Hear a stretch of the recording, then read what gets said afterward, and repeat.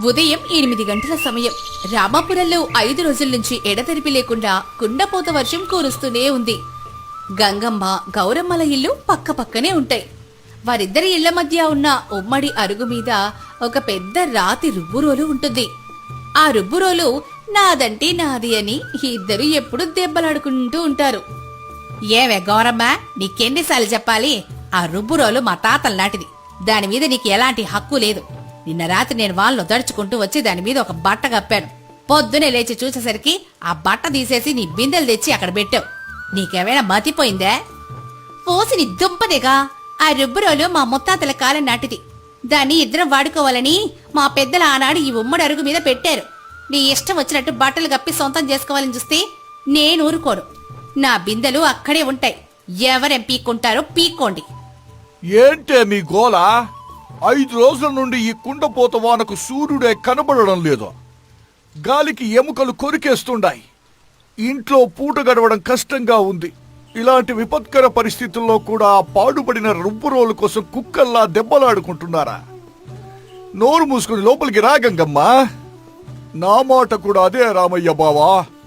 వానకు ఊరంతా వణికిపోతుంది. ఇంట్లో కట్టెలు తడిసిపోయి పొయ్యి వెలగడం లేదు. కడుపులో ఆకలి మంట భగభగలాడుతుంటే వీళ్లకు మాత్రం ఈ పంతాలు పట్టింపులు తగ్గడం లేదు. గౌరమ్మ, లోపలికి రావే. వానలో తడిస్తే జబ్బు పడతావు.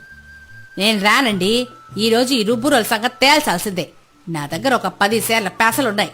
ఈ వానలో పురుగులు పడకుండా వాటిని నిన్న రాత్రే నీళ్ళల్లో నానబెట్టాను. వాటిని ఇప్పుడే రుబ్బి పెసరట్లు పోసుకోవాలి.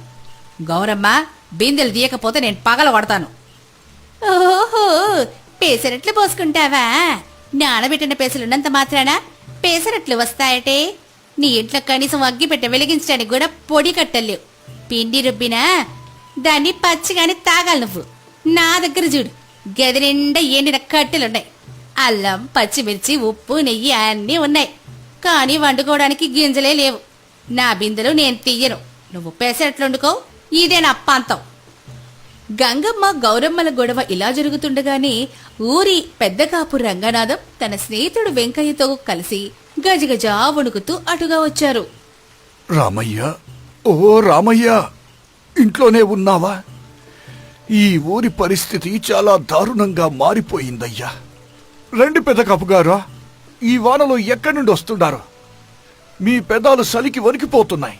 ఏమైందే? అవును అమ్మా. ఏమవుతుంది రామయ్య? 5 రోజుల నుండి వాన ఆగడం లేదు. ఊరి జనాల ఇళ్లల్లో రేషన్ అంతా అయిపోయింది. కట్టెలు తడిసిపోయి పొయ్యిలు వెలగడం లేదు. ఎవరి ఇంట్లో చూసినా పస్తులే. పెద్దలు ఆకలితో అల్లాడిపోతున్నారు. ఎవరైనా సాయం అడుగుదామని నేను, రంగనాథం గారు ఊరంతా తిరుగుతున్నాం. ఎవరి పరిస్థితి బాగోలేదు. అవును పుల్లయ్య, ఊరికి పెద్దగా ఉండి నా జనాన్ని నేను కాపాడుకోలేకపోతున్నాను. నా ఇంట్లో కూడా కట్టెలు తడిసిపోయాయి. మాకు కూడా ఈ చలికి కడుపులో పేగులు కాలిపోతున్నాయి. మీ ఇళ్లలో ఏమైనా వండుకున్నారా? దయచేసి ఒక 2 ముద్దలు ఉంటే పెట్టండి. ప్రాణం పోయేలా ఉంది. పెద్దకాపు మాటలు వినగాని గంగమ్మ, గౌరమ్మ ఇద్దరు మౌనంగా ఉండిపోయారు. వాళ్ల పంతం కాస్త తగ్గింది. మమ్మల్ని క్షమించండి పెద్దకాపు గారు. నా దగ్గర పెసలున్నాయి గాని వండుకోవడానికి ఇంట్లో ఒక్క పొడి కట్టె కూడా లేదే. నా ఇంట్లో కట్టెలు, మసాలా దినుసులు అన్నీ భద్రంగా ఉన్నాయి గాని తినడానికి ఒక్క గింజ కూడా లేదు పెద్దకాపు గారు. మేమే కడుపు కొట్టుకుని కూర్చున్నాం. ఏంటమ్మా మీరు చెప్పేది? ఒకరి ఇంట్లో సరుకులు ఉన్నాయి, ఇంకొకరి ఇంట్లో కట్టెలు ఉన్నాయి. మీ ఇద్దరి ఇళ్ల మధ్యలో ఇంత పెద్ద రుబ్బురోలు ఉంది. మీరిద్దరూ తలో చెయ్యి వేసి ఆ పెసలు రుబ్బి ఆ కట్టెల పొయ్యి మీద వండుకుంటే మీ 2 కుటుంబాలే కాదు, ఈ ఊరి సగం జనం ఆకలి తీరుతుంది కదమ్మా. ఇదెలా ఆలోచించలేకపోయారు? అవును తల్లి, ఆ దేవుడు మీకు అన్నీ ఇచ్చాడు. కానీ మీరు మీ మనసులో ఉన్న పంతాలు, పట్టింపుల వల్ల ఆకలితో చావటానికి సిద్ధపడ్డారు. మీ గొడవలు పక్కన పెట్టి ఒక్కసారి ఈ ఊరి జనం ఆకలి గురించి ఆలోచించండమ్మా.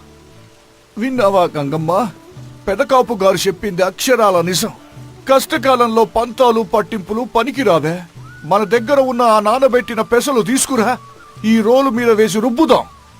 గౌరమ్మ, నువ్వు కూడా పంతం వదిలాయి. మన ఇంట్లో ఉన్న కట్టెలు, అల్లం, పచ్చిమిర్చి బయటకు తీసుకురా. గంగమ్మ, నువ్వు కలిసి ఆ పెసలు రుబ్బండి. వేడివేడిగా అల్లం పెసరట్లు వేసి ఊరు జనానికి పెడదాం. నన్ను క్షమించు గౌరమ్మ. ఈ పాడుబడిన రుబ్బురోల కోసం నేను కళ్ళు మూసుకుపోయి ప్రవర్తించాను. ఆకలి అనేది ఎంత భయంకరమైందో నాకు ఇప్పుడే అర్థమైంది. నేనిప్పుడే వెళ్ళి ఆ పెసలు తీసుకొస్తాను. నువ్వు నీ బిందెలు తీసేవే. నాది తప్పేనే గంగమ్మ. నా పంతం వల్ల మేము పస్తులుండాల్సి వచ్చింది. ఉండు, ఈ బిందెలు పక్కన పెట్టి నేనిప్పుడే నా ఇంట్లో ఉన్న కట్టెలు, అల్లం జీలకర్ర తీసుకొస్తాను. ఈ ఇద్దరం కలిసి ఆ పెసలు రుబ్బుదాం. గంగమ్మ తన ఇంట్లో ఉన్న నానబెట్టిన పెసలను ఒక పెద్ద గిన్నెలోకి తీసుకొచ్చింది. గౌరమ్మ తన ఇంట్లో ఉన్న అల్లం, పచ్చిమిర్చి, జీలకర్ర, కల్లుప్పు తీసుకొచ్చింది. ఇద్దరు కలిసి ఆ ఉమ్మడి రుబ్బురోల మీద ఎదురెదురుగా కూర్చొని ఎంతో ఆప్యాయంగా పెసలు రుబ్బడం మొదలుపెట్టారు. గౌరమ్మ, ఈ అల్లం పచ్చిమిర్చి కూడా ఇందులోనే వేసి రుబ్బేవే. పెసరపిండిలో అల్లం ఘాటు కలిస్తేనే ఈ వాన చలికి శరీరంలో వేడి పుడుతుంది. జనాలు తింటే ప్రాణం లేచి రావాలి. అలాగే గంగమ్మ, నువ్వు రుబ్బుతుండు, నేను నెల్లిగా నీళ్లు పోస్తూ ఉంటాను. పిండి మరీ పలచగా కాకుండా చూసుకోవాలి. అప్పుడే పేసినట్టు కరకరలాడుతూ వస్తుంది. నా ఇంట్లో మంచి నెయ్యుంది, దానితోని కాలుద్దాం. భలే ఏకమయ్యారా పుల్లయ్య బావ. వీళ్ళిద్దరూ ఇలా నవ్వుకుంటూ పనిచేస్తుంటే చూడ్డానికి రెండు కళ్ళు చాలడం లేదురా. అయినా నాకు ఒక చిన్న ఆలోచన వస్తోంది. మన దగ్గర ఉన్న పెసలు చాలా ఎక్కువ. మనం వండితే ఊరంతా వస్తారు. మన దగ్గర ఉన్న పెట్టుబడంతా ఖర్చయిపోతుంది కదా. అవును రామయ్య బావా, నేను కూడా అదే ఆలోచిస్తున్నాను. మనం ధర్మసత్రం నడపలేము కదా. మనకంటూ రేపు తినడానికి ఏదైనా ఉండాలి కదా. దాని గురించి మీరు భయపడకండి రామయ్య. ఊరి జనాలు బిచ్చగాళ్లు కాదు. అందరి ఇళ్లల్లో ఆవులు, గేదెలు, పొలాల్లో పండిన కూరగాయలు, ధాన్యం ఉన్నాయి. వాళ్లకి ఇప్పుడు వండుకోవడానికి నిప్పు లేదంతే. మీరు దీన్ని ఒక వ్యాపారంలాగా చెయ్యండి. పెసరట్టుకు బదులుగా వాళ్ళ దగ్గర ఉన్న ధాన్యం, కూరగాయలు లేదా నాణేలు తీసుకోండి. దీనివల్ల అందరి అవసరాలు తీరుతాయి. అవునయ్యా, పంచుకుంటే ప్రేమ పెరుగుతుంది. పారదర్శకంగా వ్యాపారం చేస్తే నమ్మకం పెరుగుతోంది. మీరు ధైర్యంగా ఈ ఉమ్మడి అరుగు మీదే పొయ్యి వెలిగించండి. నేను వెళ్లి ఊర్లో వాళ్ళందరికీ ఈ విషయం దండోరా వేసి చెబుతాను. గౌరమ్మ తెచ్చిన ఎండిన కట్టెలతో మంట రాజేశారు. దానిమీద ఒక పెద్ద ఇనుప పెనం పెట్టారు. వాన నీళ్లు పడకుండా పైన ఒక పెద్ద పందిరిలాగా టార్పాలిన్ కట్టారు. గౌరమ్మ, పెనం బాగా వేడెక్కింది. నేను పిండి తీసుకుని గుండ్రంగా పెసరట్టు పోస్తాను. నువ్వు ఆ సన్నగా తరిగిన ఉల్లిపాయలు, పచ్చిమిర్చి ముక్కలు పైన జల్లి ఆ నెయ్యి వేసి కాల్చు. సరేనే గంగమ్మ, నువ్వు పోయి నా చేతి వాటం చూదువు గాని. ఈరోజు మన చేతి వంటతో ఊరి జనాల చలి ఎగిరిపోవాల్సిందే. గంగమ్మ ఒక గరిటెడు పిండి తీసుకుని పెనం మీద పల్చగా పోసింది. గౌరమ్మ వెంటనే దానిమీద ఉల్లిపాయలు చల్లి చుట్టూ నెయ్యేసింది. ఆ నెయ్యిలో కాలుతున్న పెసరట్టు సువాసన, అందులోని అల్లం ఘాటు వర్షపు గాలిలో కలిసి ఆ వీధంతా గుబాళించింది. అబ్బా, ఏముందమ్మా వాసన! నా దంతాలు చలికి టకటకలాడువన్నా. నా దంతాలు చలికి టకటకలాడుతున్నాయి. కడుపులో పేగులు అరుస్తున్నాయి. ముందు ఆ పెసరట్టు నాకే వేసి ఇవ్వండబ్బా. నేను వెంటనే ఈ వెండి నాణమిస్తాను. తీసుకోండి పెద్ద కప్పు గారు. చలికి సలసలా కాలుతోంది, నెమ్మదిగా తినండి. రంగనాథం ఒక ముక్క తుంచుకుని నోట్లో పెట్టుకున్నాడు. కరకరలాడే పెసరట్టు, లోపలున్న అల్లం ఘాటు, ఉల్లిపాయల కమ్మదనం నేరుగా గొంతులోకి దిగి అతనికి ప్రాణం లేచొచ్చినట్లు అనిపించింది. అద్భుతం తల్లి, మహా అద్భుతం. నా మేడలో వంటవాళ్లు వండే వంటలు కూడా ఈ పెసరట్టు ముందు దిగదుడిపే. ఈ చలికి మీ అల్లం పెసరట్లు దేవుడు పంపిన అమృతంలాగా ఉన్నాయి. అంతలోనే వెంకయ్య దండోర వేసి రావడం వల్ల ఆ వాసన పీల్చుకుంటూ ఊరి జనాలు ఒక్కొక్కరుగా అరుగు దగ్గరికి రావడం మొదలెట్టారు. అందులో ఊరి రైతులు భద్రయ్య, అప్పన్న కూడా ఉన్నారు. గంగమ్మ గారు, నాకొక 3 పెసరట్లు వేసివ్వండమ్మా. నా దగ్గర నాణాలు లేవు, కాని మా పొలంలో పండిన ఈ తాజా వంకాయలు, బెండకాయలు ఒక బుట్టెడు తెచ్చాను. ఇవి తీసుకుని నాకు పెసరట్లు ఇవ్వండి. నా భార్య పిల్లలు ఇంట్లో ఆకలితో అల్లాడుతున్నారు. అయ్యో భద్రయ్య, అడగడం ఎందుకు నాయనా? ఇదిగో వేడి వేడి పెసరట్లు అరటాకులో జాగ్రత్తగా కట్టిస్తున్నాను. వర్షాలు దడకుండా చొక్కా లోపల పెట్టుకుని తీసుకెళ్ళా, కడుపు నిండా తినండి. గౌరమ్మ గారు, నా దగ్గర ఈ జొన్నలున్నాయి. ఒక బస్తా తీసుకొచ్చాను. నాకు కూడా పెసరట్లు ఇవ్వండి. ఈ వానలో మీ అరుగు ముందు నిలబడి ఆ నెయ్యి వాసన పీలుస్తుంటే నా సగం ఆకలి తీరిపోయిందమ్మా. ఇస్తున్నానప్పన్నా, కొంచెం ఓపిక పట్టు. అందరికి సరిపడా పిండుంది. ఎవ్వరో ఆకలితో వెనక్కి ఎల్లరు. ఒకవైపు రామయ్య పుల్లయ్యలు జనాలు తెచ్చుకున్న వస్తువులను నాణాలను తీసుకొని లెక్క పెట్టుకుంటూ లోపల భద్రపరుస్తున్నారు. గంగమ్మ గౌరమ్మలు పోటీపడి మరి క్షణం తీరిక లేకుండా పేసరెట్లు వేస్తూనే ఉన్నారు. వారిద్దరి మధ్య ఉన్న సమన్వయం చూసి ఊరి జనాలు ఆశ్చర్యపోతున్నారు.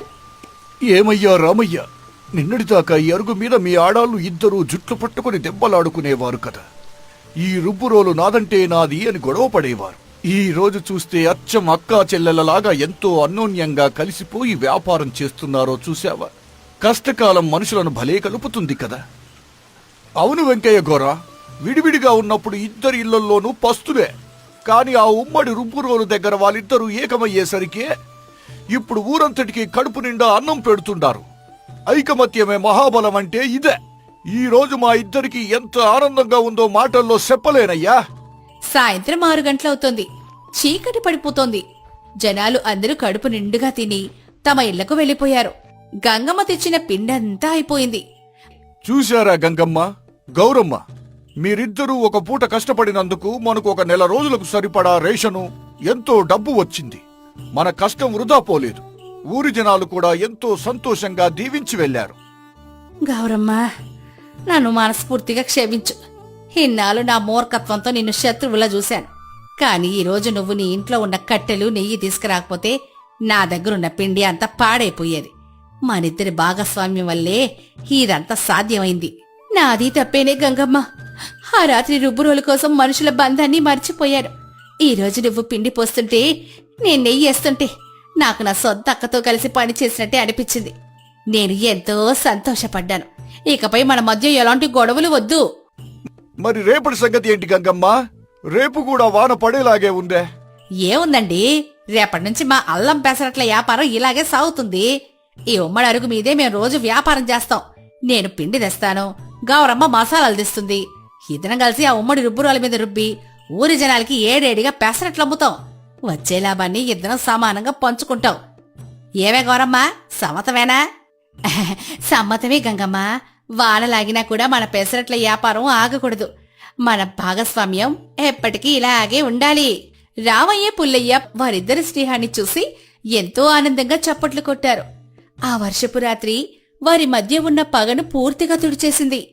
ఒక కొత్త వ్యాపారానికి, స్వచ్ఛమైన స్నేహానికి పునాది వేసింది.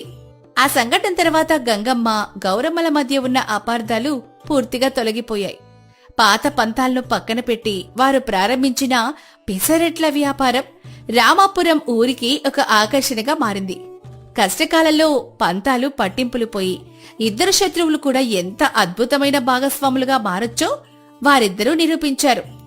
ఆ ఉమ్మడి రుబ్బురోలు వారి గొడవలకి కారణం కాకుండా వారి స్నేహానికి, విజయానికి ఒక గొప్ప చిహ్నంగా నిలిచిపోయింది. నీతి: పంతాలు పట్టింపులు మనుషుల మధ్య దూరాన్ని పెంచుతాయి. కష్టకాలంలో గర్వాన్ని పక్కన పెట్టి తోటివారితో చేతులు కలిపితే ఆ ఐకమత్యం అసాధ్యమైన విజయాలను కూడా సుసాధ్యం చేస్తుంది. నలుగురికి మేలు జరిగే పనిలో ఇద్దరు శత్రువులు కూడా ప్రాణమిత్రులుగా మారిపోతారు.